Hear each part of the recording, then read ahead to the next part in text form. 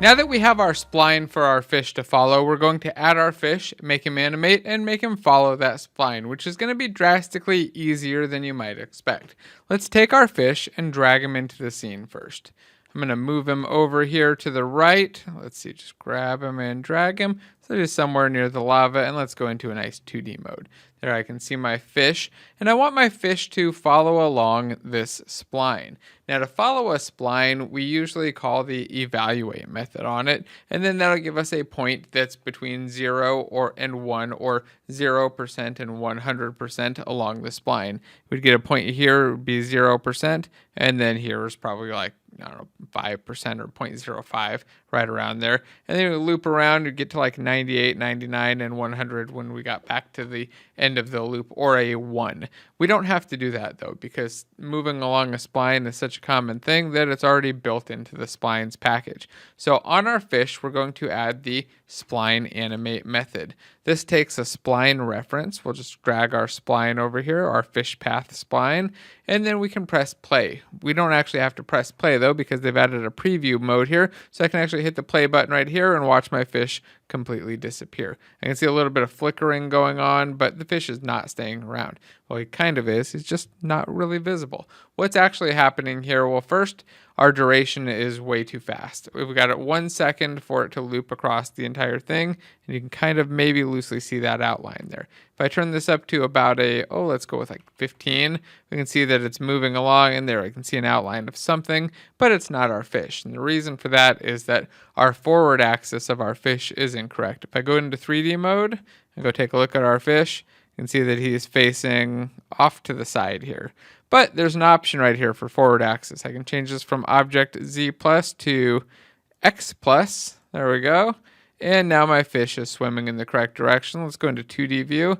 And when he turns around, he should also be swimming in the correct direction. You see he does that weird flip upside down under the water or under the lava. It doesn't matter because he's not visible. There we go. And then he flips back and looks good.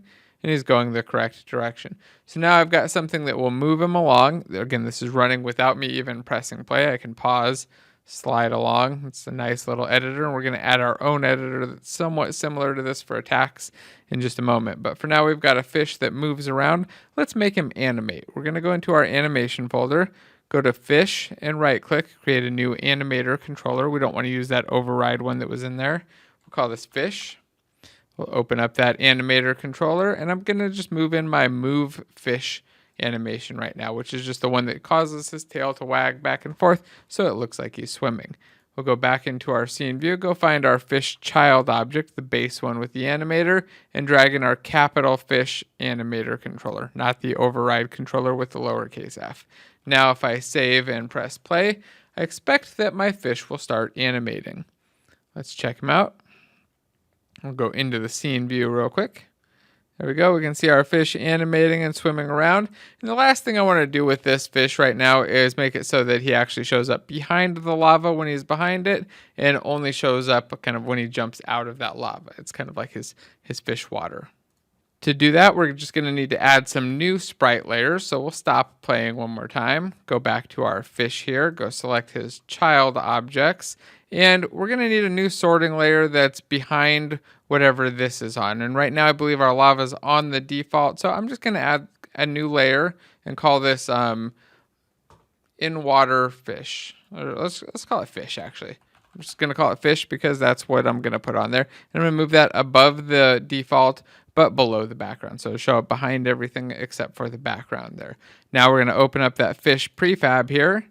Go select all of the child objects by expanding this out and searching for sprite renderer.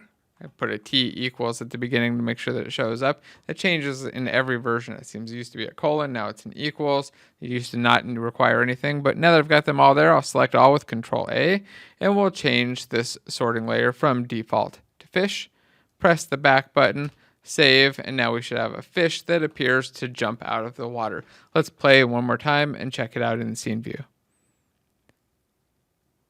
Go back over here to scene view. My fish goes around. It seems like he's kind of doing a little jump out of the water. Perfect time for him to do an attack. Turns around, swims back, does a jump, skips that middle part, does another jump, turns around, and shows back up. All right, that is looking good.